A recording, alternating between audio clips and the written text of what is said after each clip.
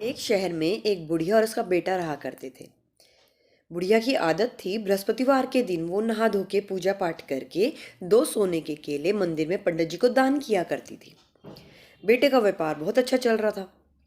कुछ समय बाद बुढ़िया ने अपने बेटे की शादी कर दी। अब बहू ने देखा कि सास हर बृहस्पतिवार को सोने के दो केले बनवा के और उन्हें दान करती है। तो उसने अपने पति से कहा, सोना कितना महंगा हो रहा है और माँ जी सोने के केले दान कर रही है। तो बेटे ने अपनी माँ से कहा, माँ सोना बहुत महंगा हो रहा है। बोली, कोई बात नहीं बेटा। जब अगली बार बृहस्पतिवार आया तो उसने चांदी के दो केले और उन पे हल्दी लगा के फिर पंडित जी को दान कर दी। तो बहू ने फिर अपने हस्बैंड को कहा कि माँ जी तो चांदी के केले दान कर रही है, आपको पता है चांदी कितनी महंगी है। तो बेटे ने फिर अपनी माँ से कहा कि माँ चांदी तो बहुत महंगी है। बोली, ठीक है बेटा। जब फिर बृहस्पतिवार आया, नहा धो के पूजा पाठ करके उन्होंने जो सिंपल केले होते अपने फल वाले, वो दो केले की पूजा करके और उनको मंदिर में दान कर दिया।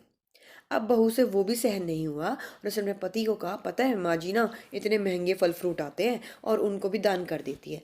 मैंने सोचा मैं खाऊंगी वो केले और माँ जी जाके दान करिए। तो बोला, माँ क्यों इतनी पूजा पाठ करती हो, क्यों ये दान करती हो, रहने दो ना। बोले, ठीक है बेटा।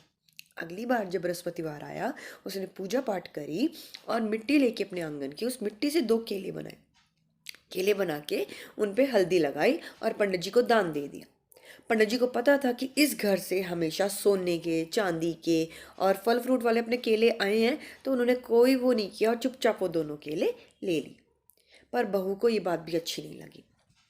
बेटा व्यापार करने के लिए गया और बहू ने अपनी सास को घर से निकाल दिया। बेटा जब वापस आया तो बोली, माँ जी तो तीर्थ के लिए चली गई। तो बेटा रोने लगा कि मेरा तो सारा व्यापार ठप हो गया, खत्म हो गया। तो बोली, ऐसा कैसे हुआ। बोली, मुझे नहीं पता, मैं तो व्यापार करने गया था, सारा पैसा मेरा लग गया व्यापार में और नहीं चला। और बोली, ये घर, बोले ये मैं गिरवी रख दिया था, इसके भी पैसे ले लिए थे, तो अब हमें ये भी छोड़ना पड़ेगा कल सुबह। वो घर छोड़ के दर बदर भटकने लग गए। कई दिनों बाद वो एक नगर में पहुंचे, लगभग 1 साल हो गया था। वहां जाने के बाद उन्होंने देखा एक प्याऊ पे लिखा है, बुढ़िया का प्याऊ। उन्होंने वहां से पानी पिया। आगे गए, देखा एक सराय थी, वहां पे लिखा था बुढ़िया की सराय।